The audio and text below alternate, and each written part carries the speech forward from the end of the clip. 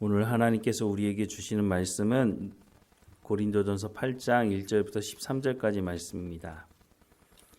고린도전서 8장 1절에서 13절까지 말씀 우리 함께 읽겠습니다. 우상의 제물에 대하여는 우리가 다 지식이 있는 줄을 아나 지식은 교만하게 하며 사랑은 덕을 세우나니 만일 누구든지 무엇을 아는 줄로 생각하면 아직도 마땅히 알 것을 알지 못하는 것이요 또 누구든지 하나님을 사랑하면 그 사람은 하나님도 알아주시느니라. 그러므로 우상의 제물을 먹는 일에 대하여는 우리가 우상은 세상에 아무것도 아니며 또한 하나님은 한 분밖에 없는 줄 아노라.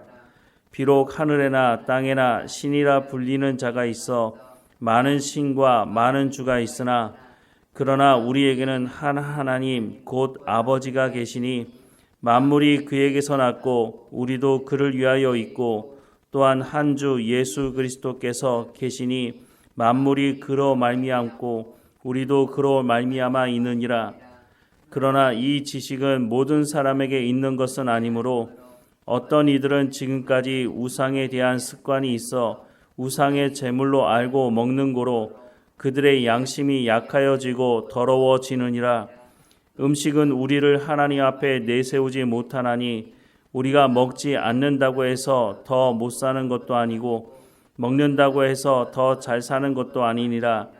그런즉 너희의 자유가 믿음이 약한 자들에게 걸려 넘어지게 하는 것이 되지 않도록 조심하라.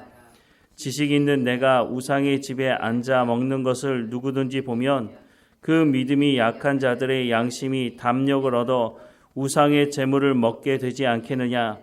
그러면 내 지식으로 그 믿음이 약한 자가 멸망하나니 그는 그리스도께서 위하여 죽으신 형제라. 이같이 너희가 형제에게 죄를 지어 그 약한 양심을 상하게 하는 것이 곧 그리스도에게 죄를 짓는 것이니라. 그러므로 만일 음식이 내 형제를 실족하게 한다면 나는 영원히 고기를 먹지 아니하여 내 형제를 실족하지 않게 하리라. 아멘. 어디를 가든지 텃세를 부리는 사람이 있습니다. 한편으로 생각해 보면 텃세를 부리는 사람들, 그 사람들이 그 자리에 오기까지 자신도 많이 고생하고 자신도 대가집을 했다는 생각을 하기 때문에 텃세를 부리는 게 아닌가 하는 생각을 합니다. 그래서 세상 사람들이 살아가는 그 모든 곳에 가보면 다 텃세가 있습니다. 그런데 텃세를 부리면 안 되는 곳이 있습니다. 그곳이 어디냐면 바로 교회입니다. 교회는 예수님께서 핏값을 지불하고 사신 곳이고 교회 사람들이 모여 있긴 하지만 사람들이 주인이라고 할 수는 없는 것이죠. 예수님이 핏값을 지불하지 않으셨다면 교회 공동체가 이루어질 수가 없는 것입니다.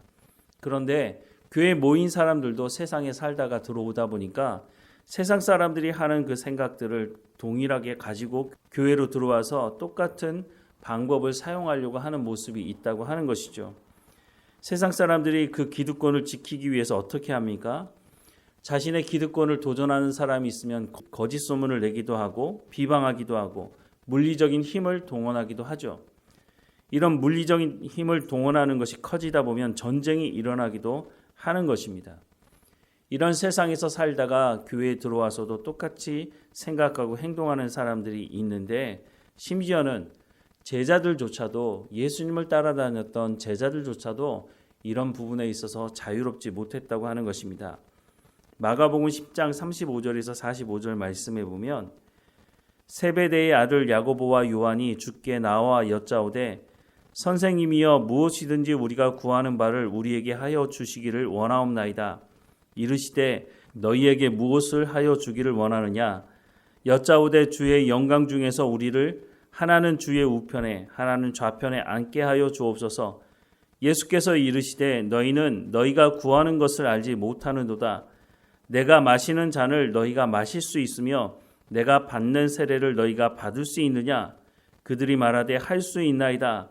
예수께서 이르시되 너희는 내가 마시는 잔을 마시며 내가 받는 세례를 받으려니와 내 좌우편에 앉는 것은 내가 줄 것이 아니라 누구를 위하여 준비되었든지 그들이 얻을 것이니라.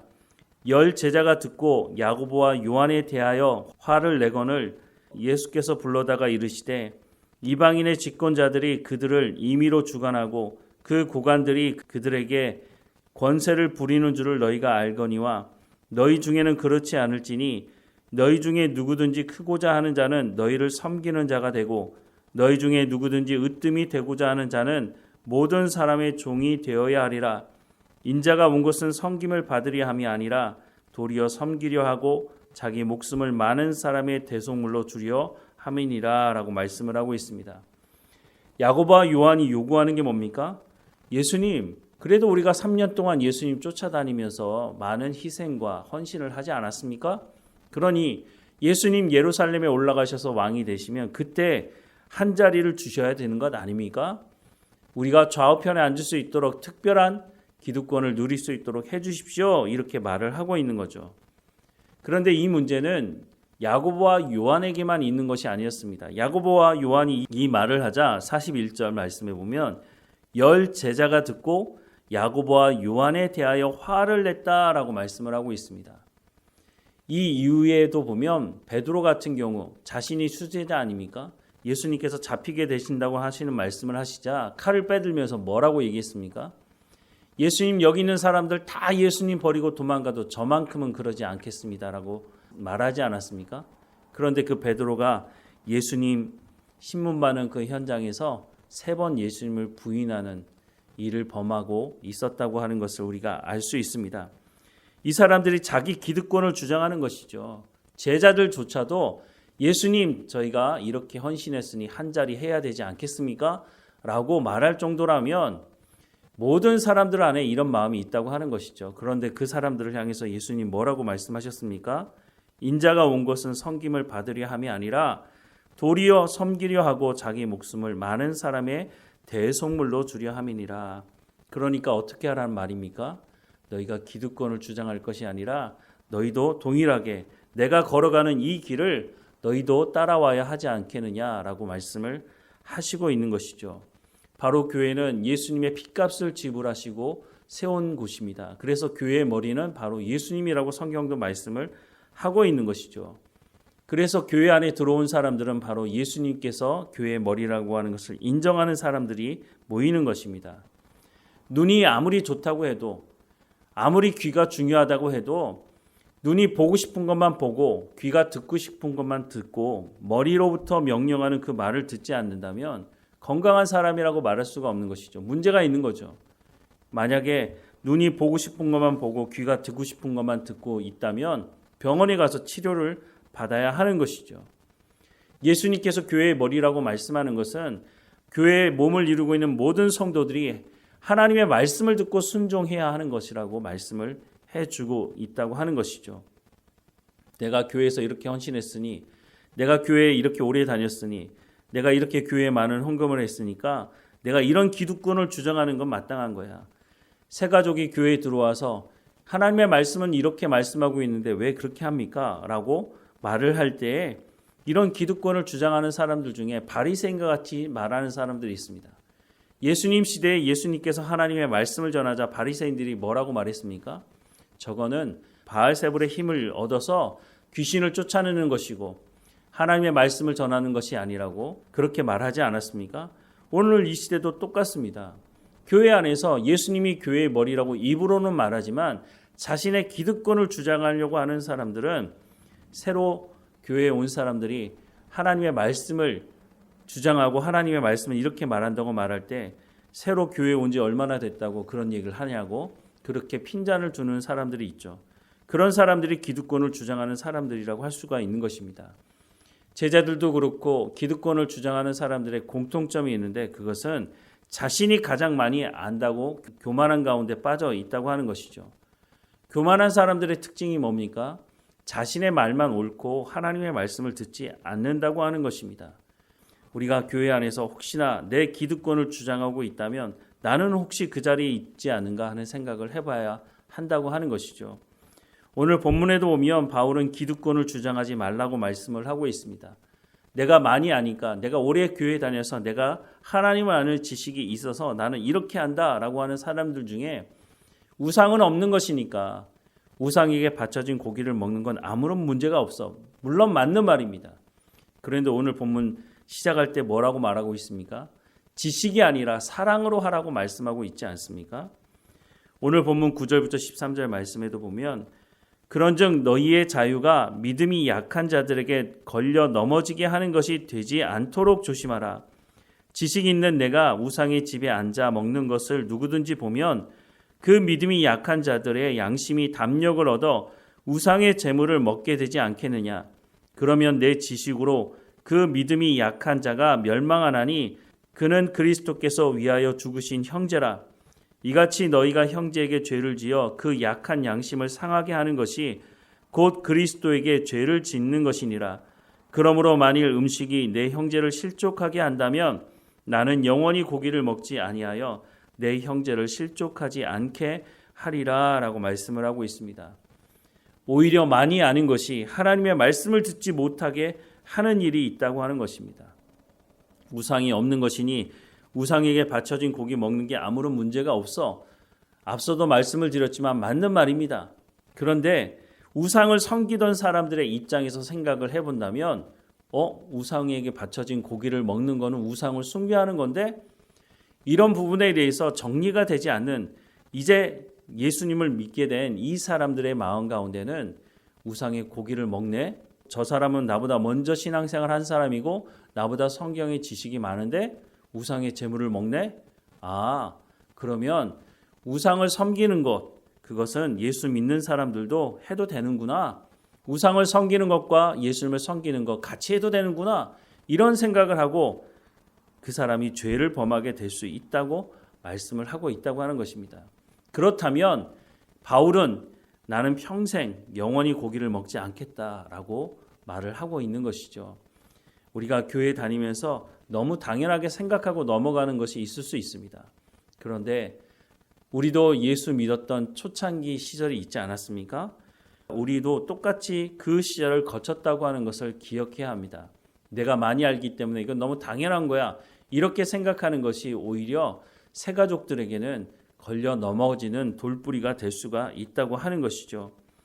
누가복음 12장 48절 후반절 말씀에 보면 무릇 많이 받은 자에게는 많이 요구할 것이요 많이 맡은 자에게는 많이 달라고 할 것이다 라고 말씀을 하고 있습니다. 하나님께서 우리 가운데 예수 믿은 이후에 주시는 은사도 있고 하나님께서 우리 가운데 지혜와 명철도 주시기도 합니다. 하지만 이 모든 것을 통해서 우리가 생명을 살리는 일이 무엇인지를 기억해야 한다는 것이죠. 내가 이만큼 하니까 나는 이 정도 누려도 돼. 이런 생각을 하면 안 된다고 하는 것이죠. 우리 가운데 주신 달란트가 1달란트면 1달란트 남겨야 하는 것이고 우리가 5달란트를 받았다면 5달란트를 남겨야 된다는 것을 기억해야 한다는 것이죠. 겸손해야 합니다. 많이 안다고 오랜 동안 신앙생활 했다고 그것을 가지고 내 기득권을 주장할 것이 아니라 이제 막 신앙생활 하는 사람들을 내가 어떻게 하면 도와줄 것인지 내가 많은 것을 안다면 내가 많은 것을 가지고 있다면 그것을 가지고 나 혼자 잘 먹고 잘 살려고 하나님 주신 것이 아니라 생명을 살리는 일을 하라고 말씀을 하고 있는 것입니다. 그래서 오늘 본문 첫 절의 말씀에 보면 지식을 자랑할 것이 아니라 사랑으로 하라고 말씀을 하고 있는 것입니다. 전적인 하나님의 은혜로 우리가 구원받지 않았습니까? 그렇다면 교회 공동체 안에서 내가 교만할 것이 아니라 하나님 앞에 더 겸손하게 하나님 말씀을 듣고 순종하며 생명을 살리는 일로 나가야 한다고 말씀을 해주고 있다고 하는 것입니다. 다시 한번 하나님 앞에 엎드려서 하나님 내가 겸손하게 하시고 내가 사람의 말을 듣고 기득권을 주장하는 사람이 아니라 하나님의 말씀을 듣고 순종하는 삶을 살아갈 수 있도록 인도해달라고 때로는 내가 겸손한 것 때문에 사람들로부터 무시를 당할 수도 있죠. 예수님이 그래 했던 것처럼. 하지만 분명한 것은 하나님께서 우리 가운데 말씀하시는 것이니 하나님께서 우리를 책임지시고 인도하실 것이니 우리가 하나님 말씀을 듣고 섬기는 자리 가운데 겸손한 자리 가운데 나가야 할 것입니다. 오늘도 하나님과 동행하며 하나님 주시는 평안을 누리고 하나님의 말씀대로 생명을 살리는 사랑으로 품는 우리 모두가 되기를 주님의 이름으로 축원합니다. 기도하겠습니다. 사랑하는 하나님, 우리 가운데 주신 은혜에 대해서 감사함을 잃어버리지 않도록 우리가 날마다 주님 앞에 겸손하며 깨어있도록 하나님 주시는 말씀을 가지고 생명을 살리는 일로 나아갈 수 있도록 우리의 삶을 주관하시고 인도해 주옵소서. 우리를 한 공동체로 부르셔서 하나님의 말씀을 듣게 하시고 하나님의 교회를 이루어갈 수 있도록 하시니 우리가 이 공동체 안에서 서로를 비방하지 않게 하시고 예수님께서 이 땅 가운데 섬기려 오시고 생명을 살리려 오셨던 것처럼 우리도 주의 말씀에 귀를 기울이며 순종하며 생명을 살리는 삶을 살아갈 수 있도록 은혜를 베풀어 주옵소서. 우리 공동체 안에 믿음이 연약한 사람들을 돌아보게 하시고 함께 그리스도의 장성한 분량에 이를 수 있도록 날마다 우리 가운데 성령의 충만함을 허락해 주시고 믿음이 연약한 사람들은 믿음이 성장되게 하시고 믿음이 좋은 사람들은 겸손함으로 생명을 살리고 섬기는 삶을 살아갈 수 있도록 인도해 주옵소서. 우리의 연약함도 하나님께 고백합니다. 날마다 주님 주시는 말씀으로 새로워지게 하시고 늘 강건한 삶을 살아갈 수 있도록 우리의 육체의 연약함도 하나님께서 붙들어 주셔서 강건하여 주도록 하나님 은혜를 허락해 주옵소서. 무엇보다 우리의 삶 가운데 베푸신 그 은혜를 우리의 자녀들에게도 베풀어 주셔서 하나님을 만나게 하시고 하나님의 말씀을 쫓아가는 삶이 될 수 있도록 유혹이 넘쳐나는 이 세상 속에서 이 세대를 분별하며 살아가는 우리의 자녀들 될 수 있도록 하나님의 은혜를 부어주시옵소서. 오늘도 하나님과 동행하는 삶이 되게 하시고 뒤를 돌아볼 때마다 여기까지 우리를 인도하셨다고 감사가 우리 입술에서 그쳐지지 않도록 은혜를 베풀어 주옵소서. 늘 우리와 함께 하시는 하나님께 감사드리고 예수님의 이름으로 기도드립니다. 아멘.